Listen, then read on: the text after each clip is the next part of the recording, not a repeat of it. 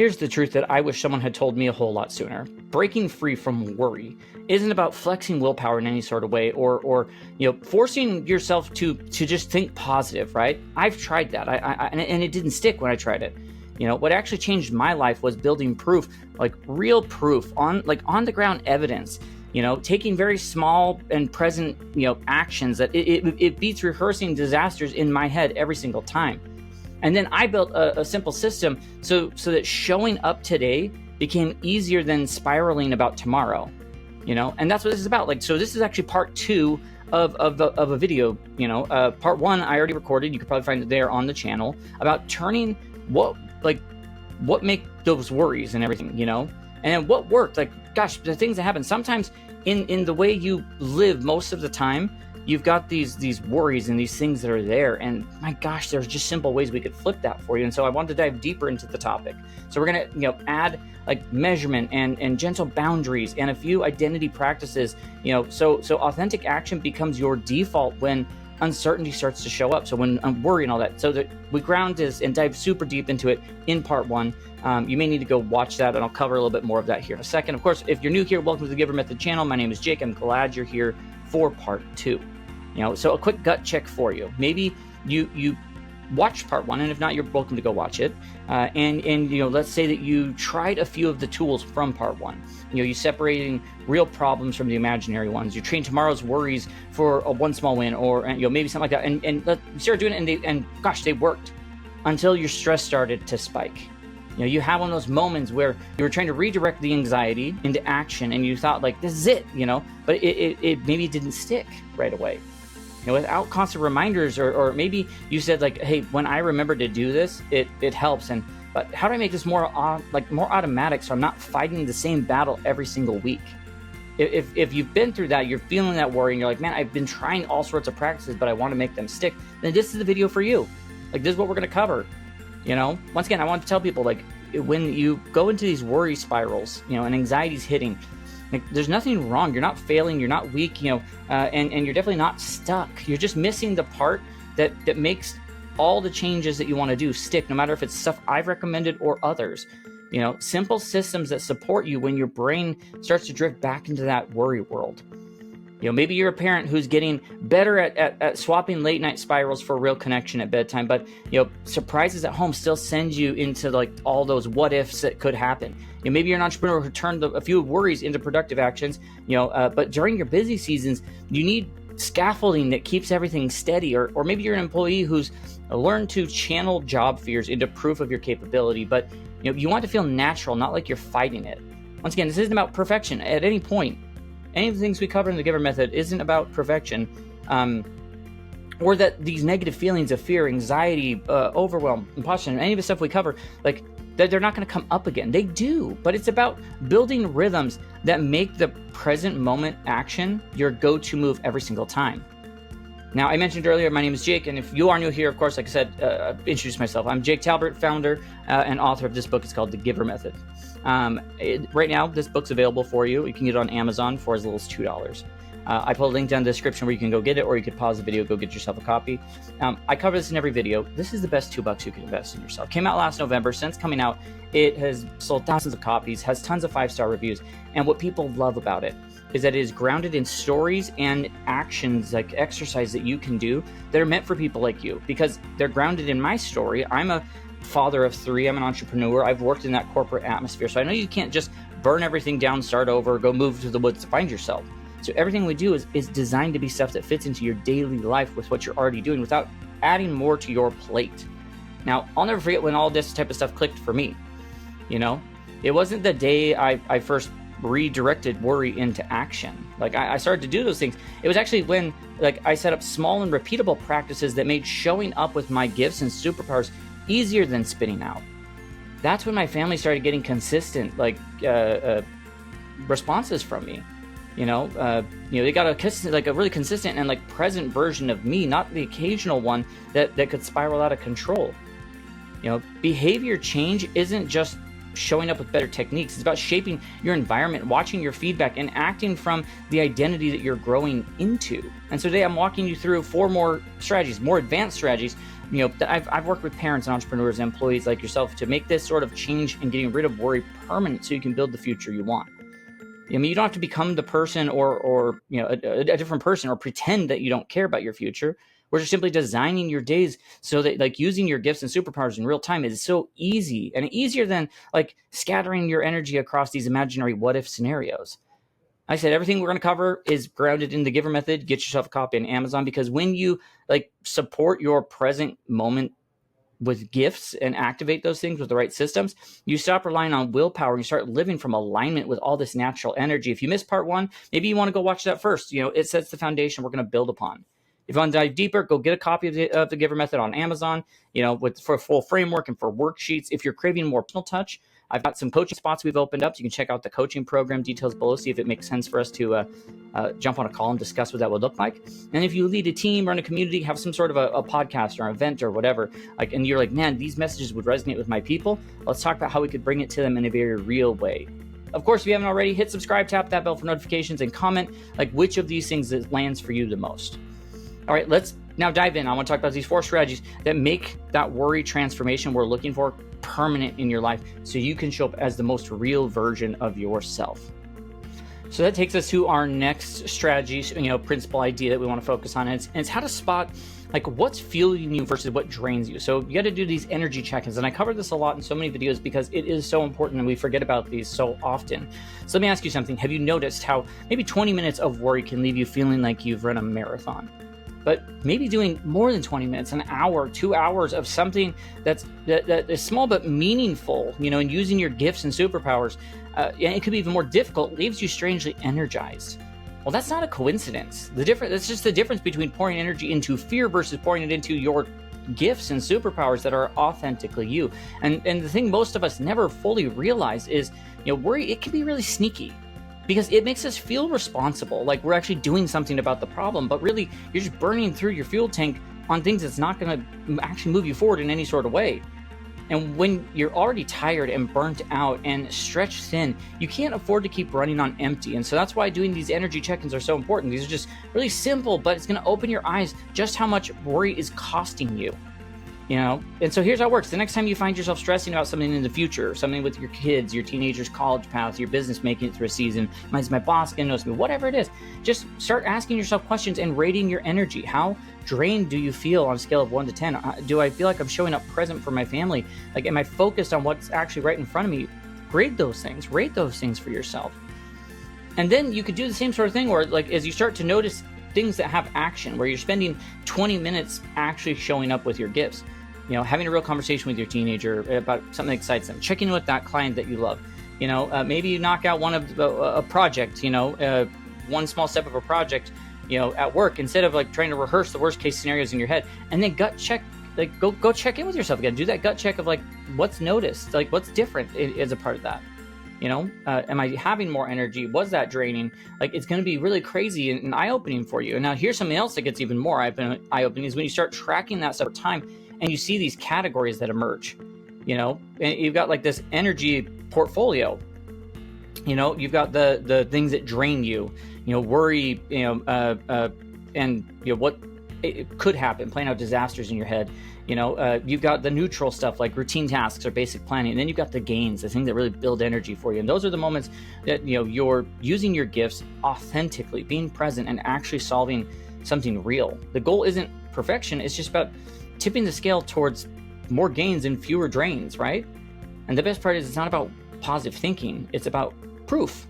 Like when you see that proof on paper, the worry that's been exhausting you and everything, it goes away, because using your gifts leaves you energized and connected, and you start making better decisions all on your own.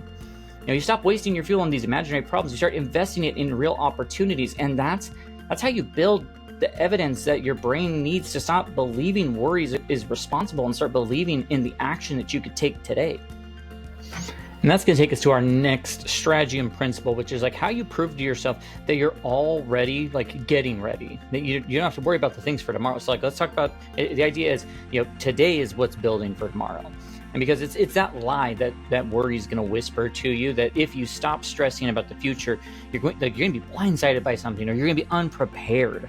And man, like that lie, that tells you, it's sticky. It really is. And it's why so many of us stay up late running through those scenarios in our heads, convincing ourselves that like worry equals some sort of preparation. And like I said, I mentioned in the last video as well as in these, like the worry, it doesn't prepare you, it's just wearing you out. What actually prepares you for tomorrow is how you show up today with your gifts, your superpowers in real life in the most authentic way, like humanly possible. And that's the real training ground for what's coming tomorrow. And so here's what I want you to try. Here's some tactics.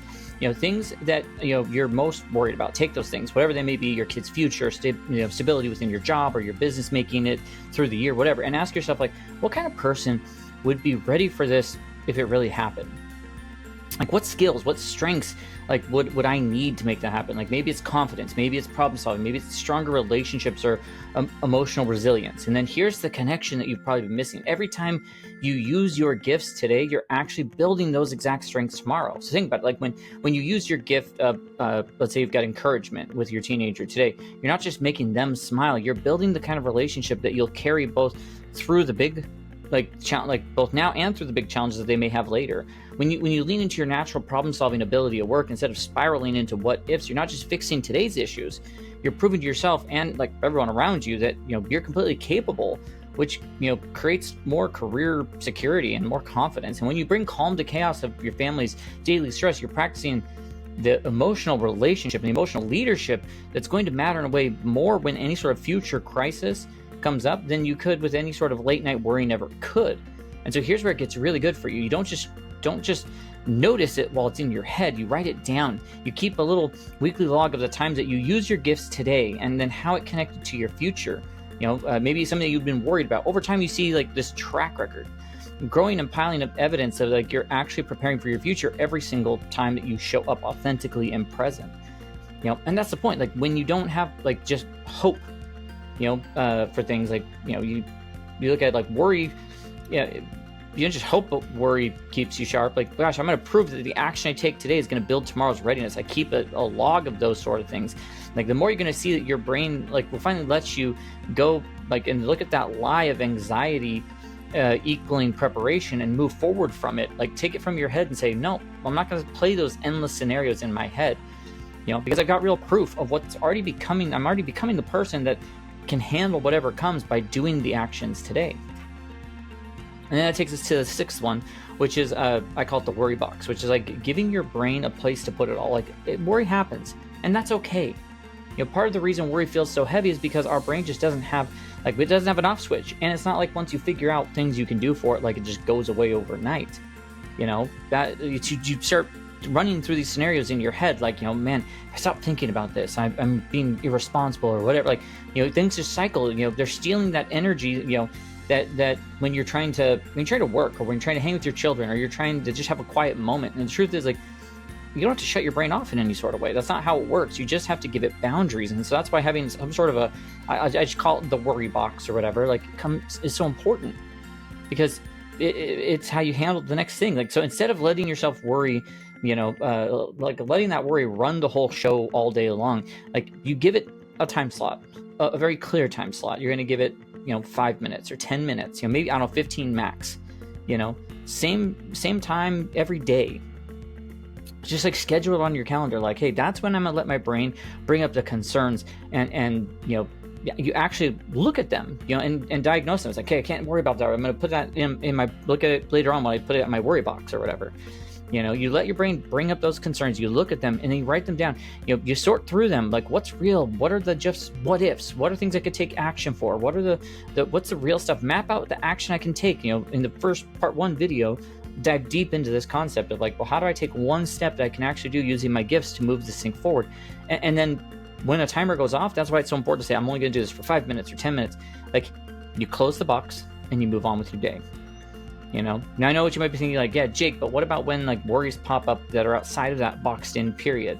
Well, that's where the second part comes in. You call it like a worry parking lot or whatever. Anytime those thoughts start to jump in, whether it's work or at dinner or 2 a.m., don't fight it. Don't let it spiral either, though. You just park it. Write yourself a note, drop it into the worry box. Like, hey, remind yourself, like, hey, I'm going to deal with this thing, like, during my window of time. Like, hey, I get it. I acknowledge it. I see that it's here, but I'm going to deal with it here. And then you redirect your energy back by taking action to whatever or whoever's right in front of you. And it works well, trust me, because like it shows your brain that you're not ignoring the concerns. You're just putting them in their proper place, creating boundaries and space to say, hey, that's when we do this. You know, you're being very responsible at that point. You're not letting worry rob your whole day. You're training yourself to handle the real stuff while refusing like to waste energy on the things that are fake and the what ifs that may never happen. And the bonus is you realize most of the things that you park never really get opened again. It's crazy. They just fade away. Meanwhile, the real concerns that you're tackling them with more focus and clarity and action using your gifts and superpowers, not a stress loop. Instead of letting worry just hijack your life, you're the one in control. You're going to prove to yourself that you have a plan and that you can responsibly move through it and stay present with your family or your work or your business, which is whatever matters most at that time for you. And that takes us to the 7th strategy of the 2-part videos that wraps this whole thing up, which is about becoming the person who just naturally handles tomorrow's challenges, like becoming tomorrow's you today. One of the deepest shifts in this whole worry conversation. At some point, it's not about managing your thoughts or just setting boundaries. It's about becoming the person who doesn't need worry anymore because you trust yourself. You're proven, through real life in the way that you can handle what comes at you. And that's what this sort of practice is all about. Is every time you show up with your gifts today, you're not just helping in the moment. You're training. You're becoming the version of yourself, like the future self, your family and your work, everything around you, what they actually need. And so a couple things you can do here, super simple. Each night before you go to bed, before you crash, take a minute and say when did I show up today as the person I want to become? And then write it down. Maybe it's the moment that you chose to listen to your kid instead of snapping. Maybe it was speaking up at that meeting, rather than maybe holding back when you were nervous. Maybe it's calming, yourself during the chaos instead of spiraling, whatever. That's not small stuff. It's evidence. It's the proof that you're already growing into tomorrow's version of you. And then during the day, you can even have these look at it your future self check-ins, where maybe you're faced with a decision, or you feel worry creeping in and you pause and say, well, how would the confident, capable version of me handle this? How would the future version of me handle this? And then here's the key: do that thing. You're not pretending. You're not being fake. You're practicing. You're just stepping into who it is that you're becoming. And then when you do that consistently, something really magical happens. You build this wisdom, momentum and such. Every time that you handle real life, any sort of real life challenge, by showing up authentically, you're stacking evidence that you can do it again and again, and that you can do it today, tomorrow, and whenever it comes up. And over time, that pile of proof is so high that worry just doesn't have as much to stand on. Yeah, it creeps in, things happen, but you've transformed yourself into a person that they can look at it and put it in its place quickly. You stop being the person who needs to run on these endless what if scenarios, and you start being the person who can trust their own track record. You don't have to anxiously prepare for the future. You're actively building the future you're confident in, just one choice at a time. And the best part is, my gosh, for you, your family, your team, your friends, they don't just benefit from your presence today. They get to witness you becoming the person who you'd be willing, who'll be there for them today, tomorrow, and for forever. That's a legacy worth building on top of. And so I want this to really land for you as much as I can. If you remember nothing else from the 2-part series of these videos, let it be this: worry is not preparation. It is wasted energy. Real preparation is how you're going to show up today with your gifts and superpowers in the moments and with the people that matter most to you. In part 1, I talked a lot about separating the real from the imaginary problems and trading tomorrow's worries for today's wins, resetting your day with your gifts and superpowers so you can be more present. And here in part 2, it's been about building the foundation to learn how to check in on what fuels you. Today's actions connect to tomorrow's success, how you to give worry its own little box, when you need it, and how to start becoming the version of you who doesn't need to even be concerned with worry anymore. Because you've proven that you can handle what comes. The 7 strategies are total between the 2 videos. But honestly, it's a big shift for you. You stop living at the what ifs. You start living from this I did.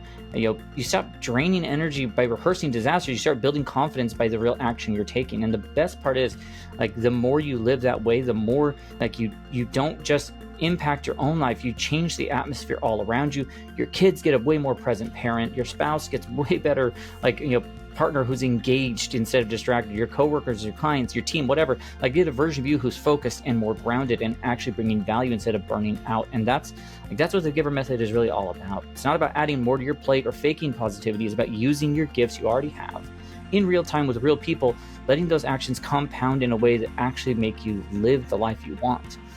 Now, if this series, if it hit home for you, then here's your next steps. Grab a copy of the GIVER method on Amazon. It is your full roadmap. Like I said, the link is in the description. You go get that. You can pause the video, go to Amazon, look up the GIVER method by Jake Talbert. If you need more personal support, then I check out the link down below where it's got the coaching spots details, where we can walk together, through this together. If you have a community, a podcast, an event, whatever, where this message needs to be heard, let's talk about it. I love bringing these tools to groups in ways that sparks really lasting change. Now, before you head out, make sure you hit that subscribe button, ring the bell for notifications, drop the comment, and tell me, like, hey, of all the things between part 1 and part 2, like, which are you the most ready to try first? I read every single thing. I love to hear it, and it helps shape future content. So remember this, your peace and your future aren't built by worrying about tomorrow. They're built by how you show up today, using your gifts in superpowers in the most authentic way. Take action, the one that's right in front of you. That's how you stop wasting energy on problems that don't exist or may never manifest. You really do start to become the person who actually creates the future you want. So with that, I'll just tell you to have a great rest of your day and tell you, like, hopefully we'll catch you in our next video. Have a good one.